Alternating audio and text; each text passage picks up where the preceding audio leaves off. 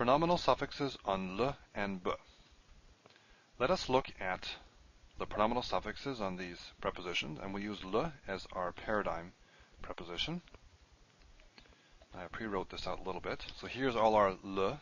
Again, this follows the basic grid pattern we've seen with third person, second person, first person, just like the independent personal pronouns and the perfect verb that we've seen. Now the way I would learn this here, I'll go through each one and show you what they are, but I would learn them orally. So learn it lo, la, lecha, lach, li, lahem, lahen, lachem, lachen, lanu. If you do that, say it a few times, then write it out a whole pile of times as well, because you need to know the details. That'll be the easiest way to do it. But I'll show you them, and we'll also compare them with the independent personal pronouns, just to look at similarities and differences. So the first one is lo. So the ending is this holem vav. It's the O sound. That means to him. The second one is la. And la looks like this, with the mapik. Okay. So what does the mapik tell you? If you remember, the mapik tells you that the hey is taken as a consonant, not as a vowel. So it's not kametz hey, where this is a vowel, but it is kametz, the vowel, and hey, the consonant. So la, so that's a bit different. Here we have lecha, so we have a shava, lecha, final kaf with the kametz embedded in it, and then we have lach, so our kametz again, our final kaf with a shava embedded in it. This is just how you write it. It's basically, with this form of the letter, the vowel gets tucked up inside there. And li. Li is our last one. So this is to him, to her, to you, masculine singular, to you, feminine singular, to me. And then we have lahem.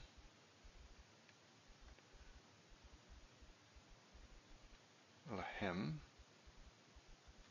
And we have lahen.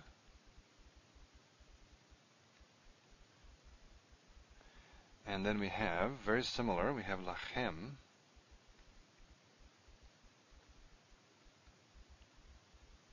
Lachem and lachen.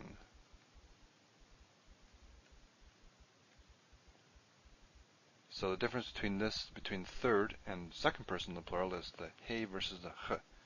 Lahem, lachem, lahen, or lahen, lachem, lachen. Memes and nuns sound so similar. Lahem, lahen, lachem, lachen. And then lanu. And lanu has a stress in the first one. La, lanu. Okay. Some things to note. One is that the only place where that shava, you see that little shava on the l? The only place where the shava is preserved is in this one, lecha. In all the others it disappears. In lo and li, the ending is a vowel, and so it takes the place. It replaces the shava disappears, because this was a vocal shava up here. So holem vav is a vowel, gets rid of this, and e is a vowel, of course. The rest of them have kametz. So just note that. All the plurals have kametz, and this one has kametz, and this one has kametz. So that's one thing to note, just in terms of memorizing it. I guess we should compare this. Let's compare this to the independent personal pronouns. You would expect some correlation, right? Because they're both personal pronouns. These are the suffix forms. Previously we had looked at the independent personal pronouns, the standalone forms. So I think I have a chart here. Here we go. So the yellow are the ones we've looked at before, the independents, and then the white are the ones I just showed you. So where do we have similarities and differences? In the first case here, lo versus who. Remember, who is he? There's really no similarity here. So this is new. Now, I introduced you to o before as an ending. Remember I said it can be a suffix form and a verb. I gave the example of beito, his house, I think, and a couple other ones. So I've actually shown you this. But in terms of our paradigms, it is new. O being a 3ms suffix is new. But now with pronominal suffixes, we'll see it everywhere. A, this one as well, there really is no correlation between these two. These third person singular forms, between the independents and the suffix forms. But this is similar to the verb, right? Pakada. Pakada has the kametz he ending. If you look at your perfect paradigm for the perfect tense, the difference you have to remember is this has the mapik. Okay, so that's new, but it sounds the same, at least the way most people pronounce it, la. So it's not terribly difficult to recognize in reading. Let's go to the plural. Now there's a strong correlation here. We had heim and hein. Now we have lahem, lahen. So really all that's changed, aside from this helping vowel here, the kametz that goes all the way through, is that we've gone from a long tzere to a short segol. And again, the way I would memorize that is simply learn this orally. Lo, la, lecha, lach, li, lahem, lahen. If you say it lahem, lahen, you'll know it's eh. Heim, hein is a. So, but just to note the difference, in case you learned these independently and then thought, oh, they're the same, are they? Well, this is the difference, this is the vowel. In the second person, right here, the second person, they're actually a lot more similar than you may think at first glance. And what's happened here is that the independents have tav, see here, ata, at, atem, aten, and the suffix forms have kaf. Instead of tav, they have kaf. So ata, so the ta ending here becomes cha. This is the final kaf form. Maybe I should lengthen this a bit, make it look like final kaf, not final nun. Ugh, I can make it look good. There. And so we have our kametz there, but the tav has changed to a kaf. Now we don't have the he. The he is a bit odd here. We don't have the he ending on the verb either, if you remember. Pakadta. We had ta ending. This is what we had for the verb, the perfect tense. So we just had ta. Here we have cha.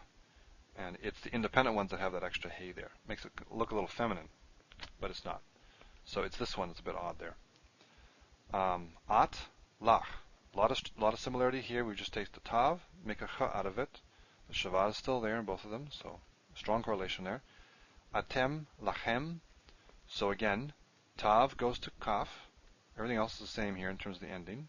Mm. And again, similarly, tem, aten, becomes lachem. Tav has changed to kaf. And the vowel is the same.